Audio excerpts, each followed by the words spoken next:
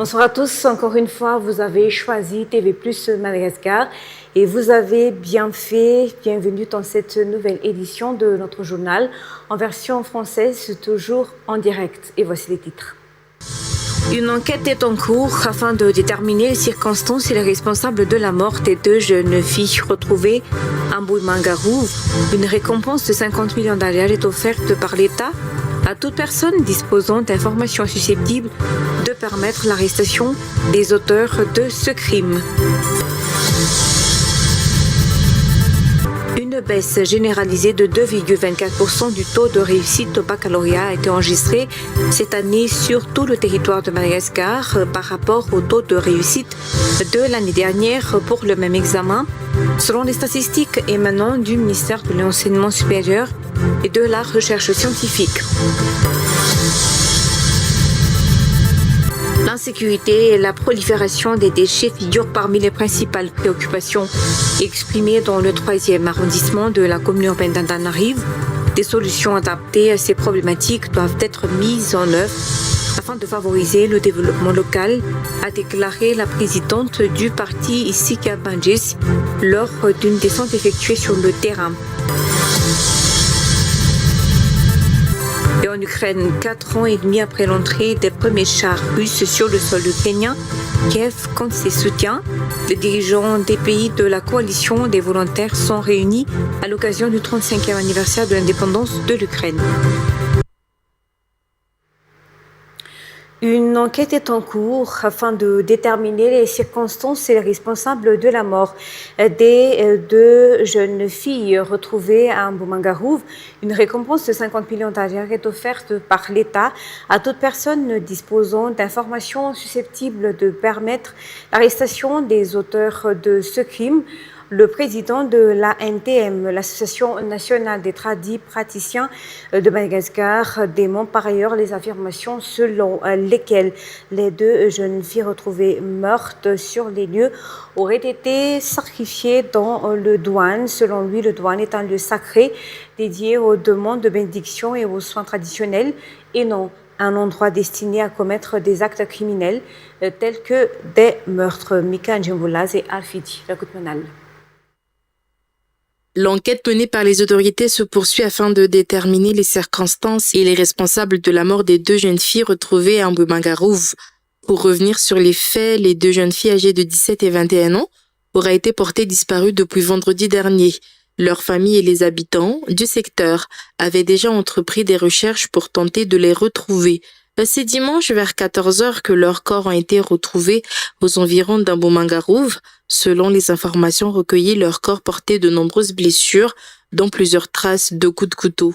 Une récompense de 50 millions d'alias est offerte par l'État à toute personne fournissant des informations permettant l'arrestation des auteurs de ce crime. Sont notamment appelés à témoigner ceux qui auraient vu le véhicule dans lequel ont embarqué les deux jeunes filles à Mbudvoun, ceux qui auraient aperçu ces personnes ou des véhicules suspects à Boumangarou à l'endroit où les corps ont été découverts, ainsi que toute personne disposant d'images de vidéosurveillance montrant les victimes ou de toute autre information pouvant aider à identifier les auteurs. Le président de l'ANTM, l'Association nationale des praticiens de Madagascar, dément également l'affirmation selon laquelle les deux jeunes filles auraient été sacrifiées dans le douane. Il explique que le douane est un lieu sacré destiné aux demandes de bénédiction et aux soins traditionnels et non un lieu où seraient commis des actes criminels tels que des meurtres. Les investigations restent en cours dans l'attente des conclusions officielles de cette affaire. Autre sujet, une baisse généralisée de 2,24% du taux de réussite au baccalauréat a été enregistrée cette année sur tout le territoire de Madagascar par rapport au taux de réussite de l'année dernière pour le même examen, selon les statistiques émanant du ministère de l'Enseignement supérieur et de la Recherche scientifique. Contre 50,73% en 2025, le taux de réussite pour la dernière session est de 48,49%. L'Ansruf arrive en tête des 10 offices du baccalauréat avec un taux de réussite de 59,82%. Les résultats de l'examen du baccalauréat dans tout Madagascar ont déjà été publiés actuellement.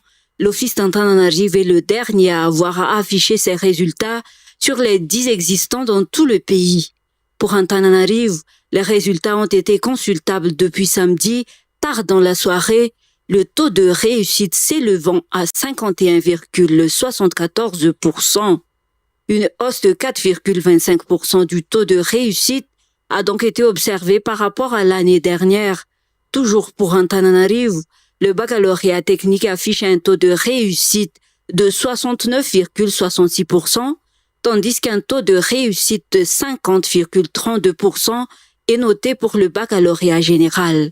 Concernant les résultats en général sur l'ensemble du territoire de Madagascar, le taux de réussite national est de 48,49% pour cette dernière session, contre 50,73% pour celle de 2025.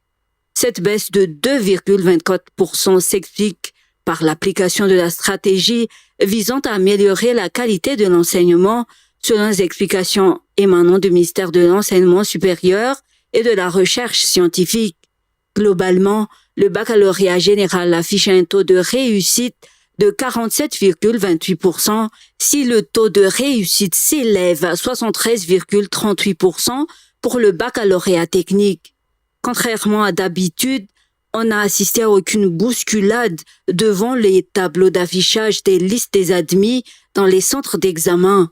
Pour le centre du lycée Gigi Rabéarville, en Alakil dans la capitale, seule une dizaine de personnes étaient présentes sur place pour consulter les résultats. Gracia, l'un des nouveaux bacheliers de cette année, affirme que, bien qu'elle ait eu son baccalauréat, elle n'a pas encore d'idée précise quant à la suite de ses études pour le moment. Elle compte sur les prochains salons d'orientation pour l'aider à faire son choix.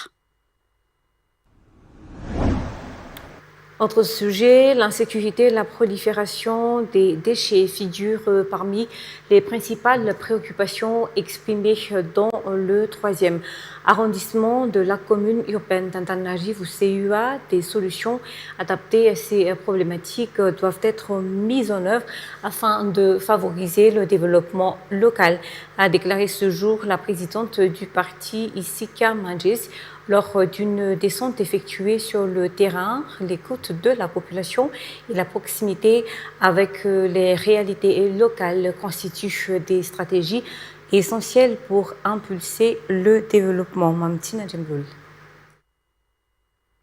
Selon le président du parti Sika Mangis, le travail de proximité et l'écoute des populations constituent les principaux fondements de l'action du parti depuis sa création il y a un an. La formation politique affirme avoir orienté ses activités vers des actions concrètes répondant aux préoccupations quotidiennes des citoyens et ayant un impact direct sur leurs conditions de vie. Pour ces responsables, il est en effet difficile de proposer des solutions pertinentes sans aller à la rencontre des populations, écouter leurs attentes et comprendre les réalités auxquelles elles sont confrontées au quotidien. La connaissance des problèmes à la base doit ainsi procéder toute proposition de solution afin que les actions entreprises correspondent réellement aux besoins exprimés par les communautés. C'est dans cette logique qu'une descente a été organisée dans le 3e arrondissement d'Antananarivo, permettant aux responsables du parti d'échanger directement avec les habitants et de recueillir leurs principales préoccupations. Cette démarche d'écoute de proximité vise notamment à mieux identifier les priorités locales et à orienter les interventions en fonction des besoins réels de la population. Pour Isika Mangis, cette approche ne doit pas se limiter à la capitale. Le parti affirme également mener des actions dans plusieurs régions du pays et avoir apporté au cours de sa première année d'existence différentes formes de soutien aux populations. L'objectif affiché est ainsi de rester au plus près du terrain, car le développement ne peut être durable que s'il prend en compte les réalités et les besoins exprimés directement par les communautés, selon la présidente du parti.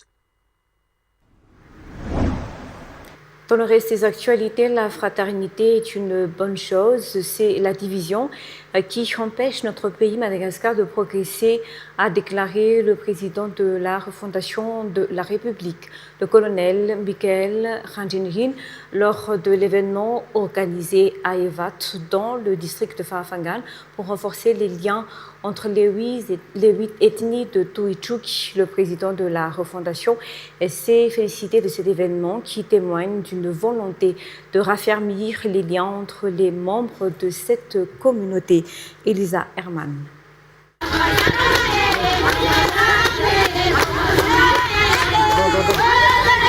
La cérémonie visant à renforcer la solidarité entre les membres des ethnies Zavsour, Anteshak, Rabakar, Chavouay, Zaramangampi, Zarafanglia, Antevat et Betsleo à Evat Farafangan, réunis au sein du Toichuk, a été grandiose. Ayant assisté à cet événement organisé à Evat, le président de la refondation de la République et son épouse ont souligné que la fraternité est une bonne chose. Le président de la refondation a particulièrement salué la volonté des participants de consolider le lien fraternel entre tous les membres des 8 ethnies de Toichuk. La solidarité doit transcender les débats politiques, a déclaré pour sa part le député élu dans le district de Farafangan, Velmio Chapanchar, du Toichuk également, lors de cette initiative en matière de renforcement des liens interethniques. La région d'Atimotsan fait figure de véritable modèle. L'événement a été marqué par l'érection d'une stèle en l'honneur des 8 ethnies du Toichuk. Passons tout de suite aux actualités internationales. En Ukraine, 4 ans et demi après l'entrée des premiers chars russes sur le sol ukrainien, Kiev compte ses soutiens. Les dirigeants des pays de la coalition des volontaires sont réunis à l'occasion du 35e anniversaire de l'indépendance de l'Ukraine. France 24. Comment protéger l'Ukraine face aux attaques russes aériennes? C'est la question au cœur des discussions ce lundi à Kiev, où se réunit la coalition des volontaires. Attendu sur place pour son premier déplacement officiel à l'étranger, le nouveau Premier ministre britannique. La Russie ne doit avoir aucun doute quant à notre détermination. Nous ne céderons pas tant qu'une paix juste et durable ne sera pas établie. Andy Burnham doit aujourd'hui donner son feu vert à l'entreprise MBDA pour dévoiler des informations classifiées. Des données précieuses qui pourraient ouvrir la voie à une production locale du Scalp, le missile franco-britannique de longue portée. Autre point clé, la défense anti-aérienne ukrainienne. Ces dernières semaines, Moscou multiplie ses frappes au prix de nombreuses victimes civiles et profite de la pénurie en Ukraine de systèmes américains patriotes capables de contrer les attaques de missiles balistiques. Selon le président Volodymyr Zelensky, la Russie serait capable de produire jusqu'à 1300 engins de longue portée par an. Je voulais obtenir 300 missiles patriotes pour l'hiver. J'aimerais croire que nous pouvons trouver un moyen d'accéder à un petit pourcentage des stocks américains, disons 5% ou 10%. Mais les stocks américains ont fondu ces derniers mois en raison de la guerre au Moyen-Orient. La réponse pourrait être européenne. Ce week-end, Emmanuel Macron s'est engagé à l'envoi de nouveaux missiles français intercepteurs. Et c'est également la fin de cette édition. Très bonne soirée à tous. Au revoir.